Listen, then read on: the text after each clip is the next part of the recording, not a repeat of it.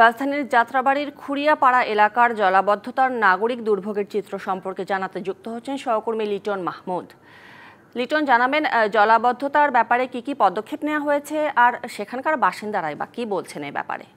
তরণী, আপনাকে ধন্যবাদ। আমি যদি একটু দেখাতে চাই, আমার ঠিক পেছনটাতে এখন আমি ঠিক পানির মধ্যে দাঁড়িয়ে আছি। এখানে স্থানীয়রা বলছেন যে একটু বৃষ্টি হলেই এখানে হাঁটু থেকে কোমর অবধি পর্যন্ত আসলে পানি জমে যায় এবং সেই জলাবদ্ধতার কারণে তারা দীর্ঘদিন ধরে প্রায় এক যুগেরও বেশি সময় ধরে তারা এখানে এই জলাবদ্ধতায় তারা কষ্ট এবং দুর্ভোগ পোহাচ্ছেন।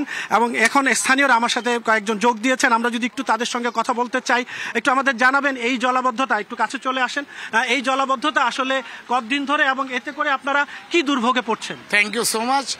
আসলে আজকে 10 বছর ধরে এই সিটি কর্পোরেশন 3-4 বছর ধরে হওয়ার পর থেকে এই পানি এইভাবে মানুষের যে একটা আছে ইঞ্জিন, আমাদের পড়ালেখা বাচ্চা কাচ্চা সবাই একটু বৃষ্টি হইলেই আঁটুর উপরে পানি, কোমর পর্যন্ত পানি হয়ে যায়। মোনালিসা হেভি ফ্লো 15 পিস প্যাকেটের সাথে 8 পিসের একটি প্যাকেট একদম ফ্রি।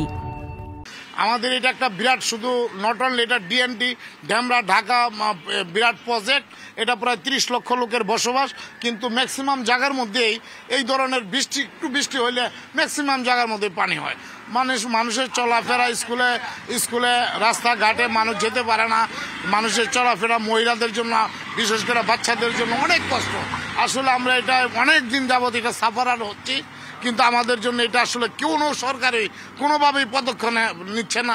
আসলে আমরা কি করবো এটা আমরা নিজেরাই বুঝতে পারছি না। ধন্যবাদ। আপনাকে শুনছিলেন যেমনটি বলছিলেন যে এখানে আসলে সরকার আসে, সরকার যায়, রাজনৈতিক পট পরিবর্তন হয়। বছরের পর বছর ধরে এই অঞ্চলের প্রায় 20 লাখ মানুষ পানিবন্দী হয়ে আছেন। তাদের এই দুঃখ দুর্দশা শুনবার কেউ নেই। তারা চাচ্ছেন যে অন্তর্বর্তীকালীন যে সরকার রয়েছে তারা এই বিষয়ে দৃষ্টি দিবেন এবং এই যে দীর্ঘদিনের যে তাদের দুর্ভোগ সেটি নিরসন ঘটবে। তরণী। লিটন মাহমুদ, ধন্যবাদ আপনাকে।